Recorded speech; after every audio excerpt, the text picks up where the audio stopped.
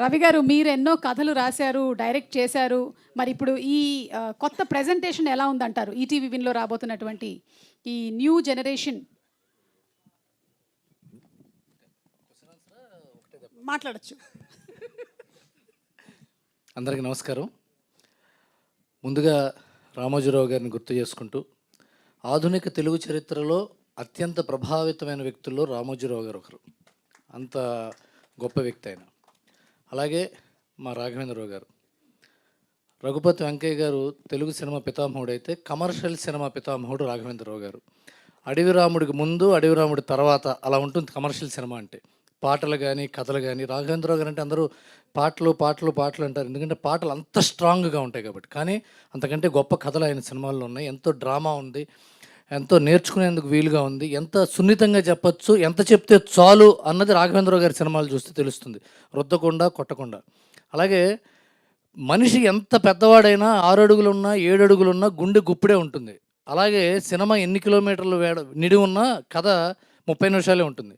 మిగతా అన్ని ఫైట్లు, పాటలు, విలన్ ఇంట్రడక్షన్లు, ఇంటర్వెల్ ఫైట్లు, వాడి కింద పట్టడం, మీద పట్టడం, దొల్లటం, ఇవన్నీ ఉంటాయి. కథ మాత్రం ఆ 10 సీన్లే ఉంటుంది.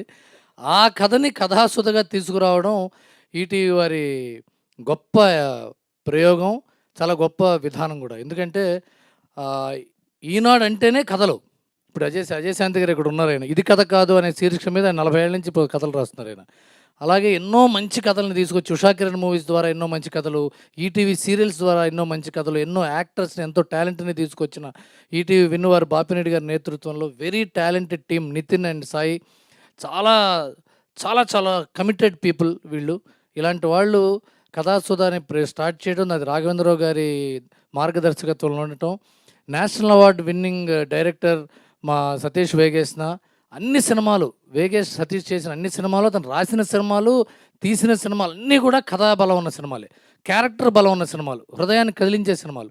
అలాంటి వాళ్ళతో ఇలాంటి కథాసుధ అనే శీర్షిక మీద ఇలాంటి 30 నిమిషాల సినిమాలు చేయటం, అది కంటికి ఈజీగా ఉంటుంది, చూడడానికి ఈజీగా ఉంటుంది, అర్థం చేసుకోవడానికి ఈజీగా ఉంటుంది, ఫాస్ట్ ఫార్వర్డ్ చేయకుండా చూసేందుకు వీలుగా ఉంటుంది.